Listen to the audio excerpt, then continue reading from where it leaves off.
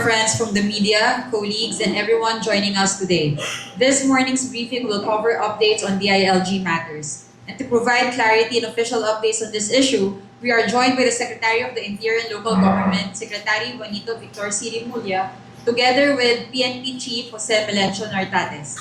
With that, to formally commence our briefing, may we now call on the SILG for his opening statement. Good morning, and happy Mother's Day to everyone. Sorry for the late announcement. It's a Sunday. I know it's an effort, but we are here to clarify a few things. Number one, we do not have a red notice for General De La Rosa.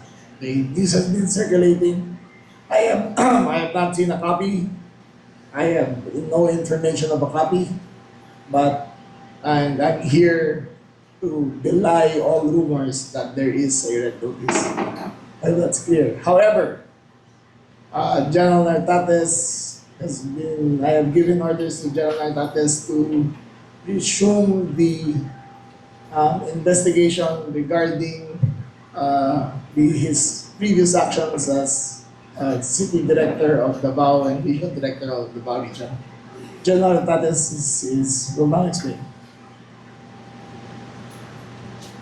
Good morning to each and everyone.